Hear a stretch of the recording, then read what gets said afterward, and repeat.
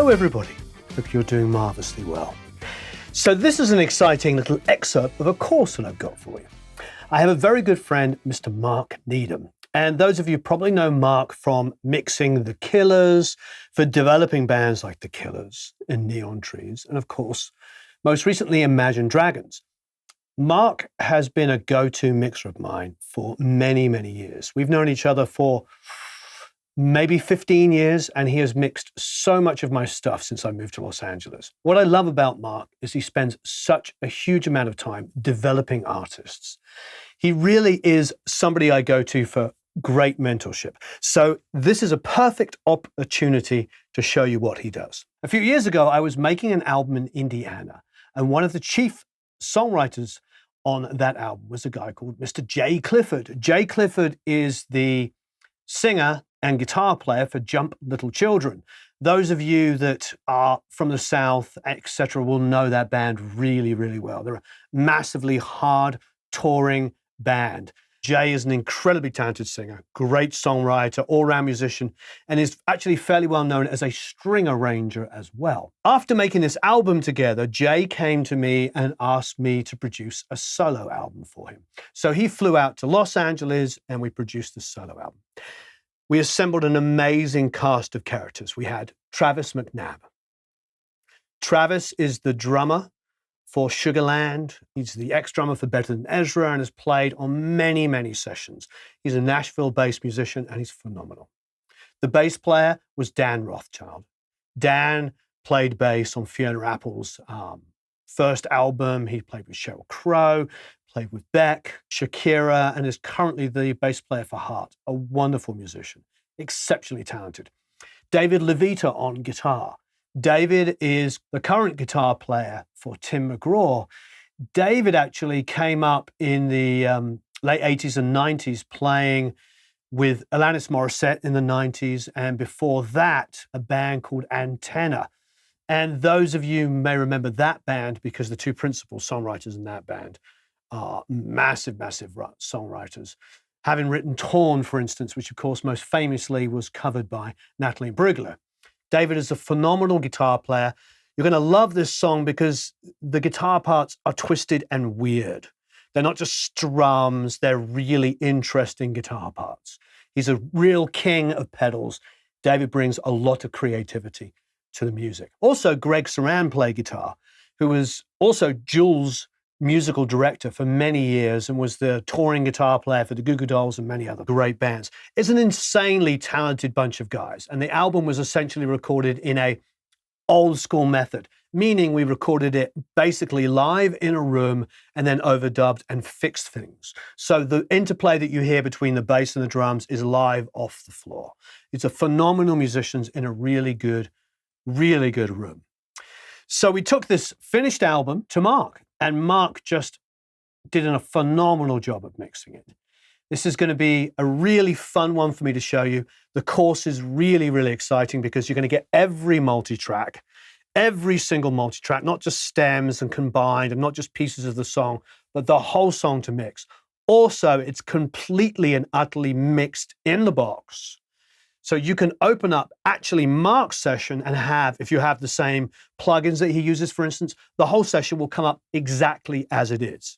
If not, all the WAV files are there to be imported into any DAW, and you can mix it any way you like. This is a really, really, really wonderful session. I think Mark is a truly talented guy who has worked with some of the biggest artists, not just some of those modern artists we talked about, but I mean, he's made Fleetwood Mac albums.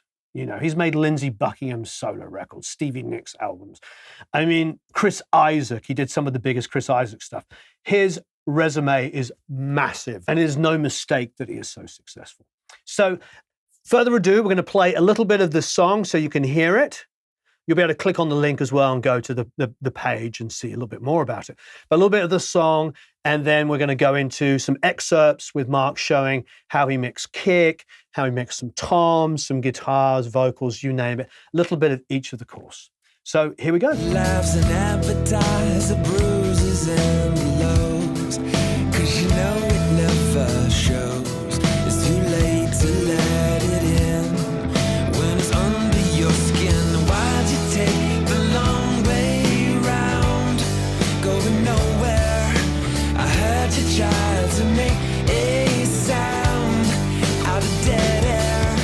Hi, it's Mark Needham here. We're at my studio in LA, and we're going to mix a song by Jay Clifford called Know When to Walk Away. What I'm going to do is boost some AK just to get a little more attack, and then I'm also going to boost it 50 cycles here just to get a little more oomph out of it.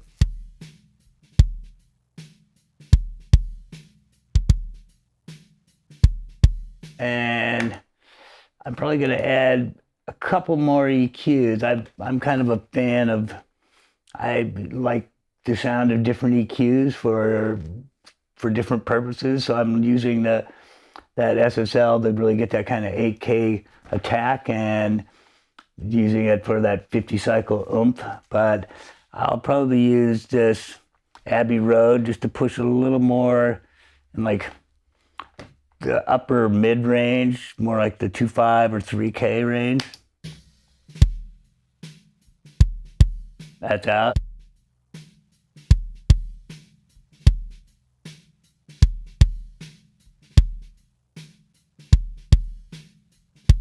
Something like that. There's out. Yeah, on this SSL, I'm also compressing. You see I have a fast release, and I'm compressing down at a ratio of about 4:1 and maybe 6 dB down. Just to tighten up the low end, and I'm trying to keep it fat, but also keep the low end tight.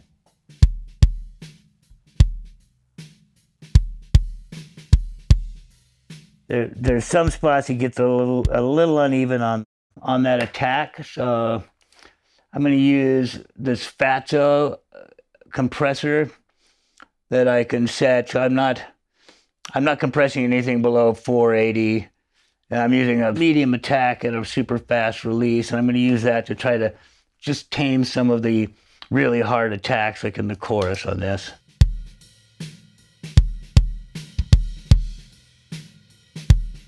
So I'm going down about 2 dB when he really hits hard on the attack there.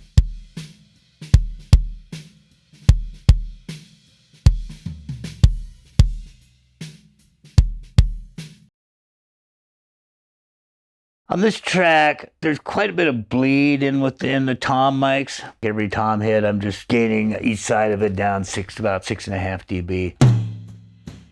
I'm going to use this Oxford Envolution. And they have a preset that lets the cymbals breathe, which I like a lot. It's not quite as tight as a gate.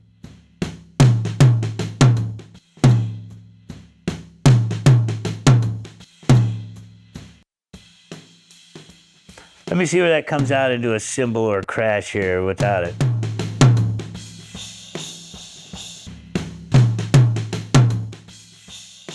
So it's cutting down just a little of the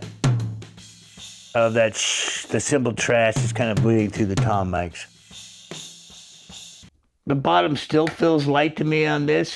I'm going to use, just to make it a little warmer, I'm going to use this Meg EQ. It's like boosting 1.5 dB just in the whole sub range.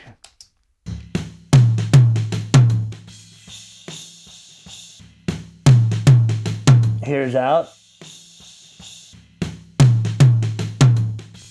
I might even go up 2 dB from that.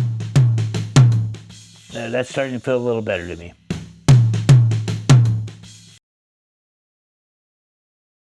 I have a preset right now where I'm kind of boosting it.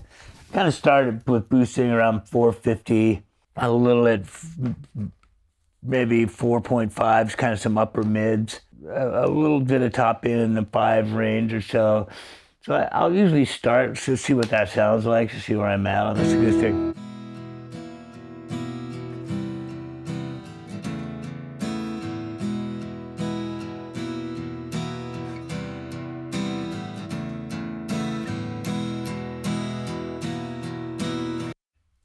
Let's start with that. I'm not going to use the compressor on the SSL though. We're going to use let me get this back up too. We're going to use an 1176 on this.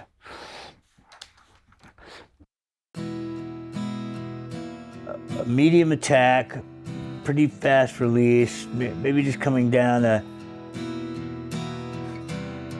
dB and a half.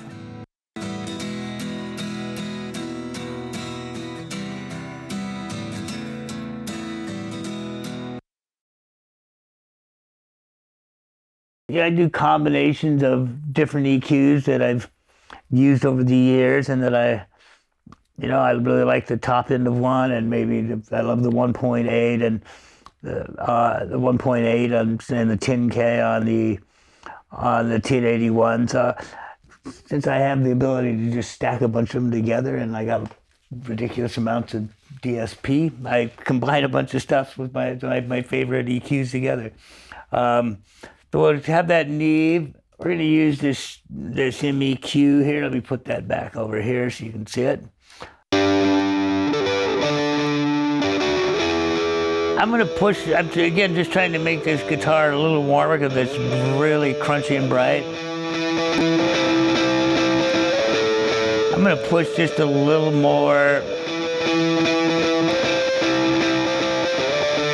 like 300, something in that range, to make this a little fatter. While I'm using a 560, I might just get a little more of this upper around 1,000, something like that.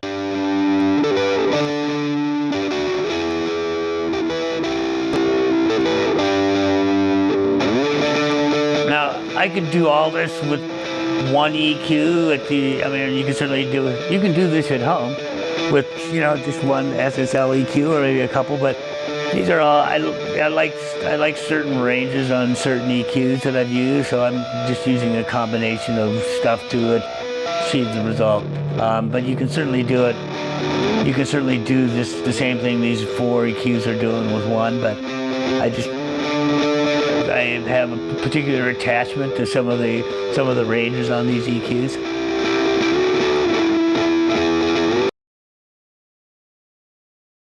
A lot of times I'll split the verse and the choruses and the bridge up.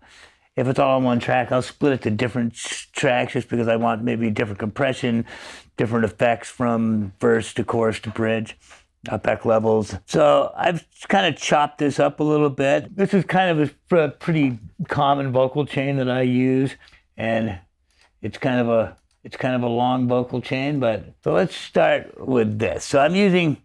Slowly grind away the innocent. The first thing I put on here is just an oxide plugin and tape simulator, and set it at the 7.5 speed. It's kind of warming up. Slowly grind away the innocent. Here's without it. Slowly grind away the innocent. Just trying to warm up a little of the top of this thing. So that's why I've set it at the 7.5 setting. The next plugin I'm using is FabFilter DeEsser.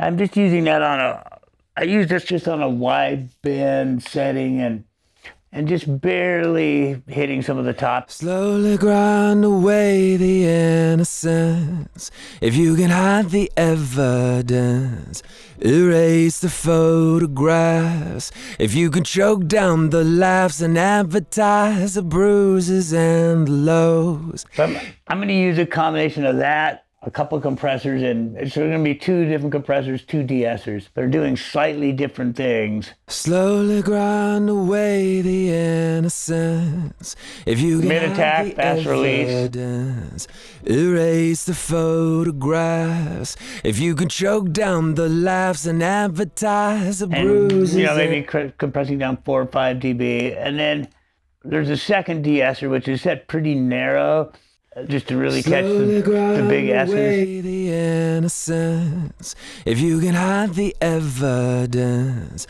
erase the photographs.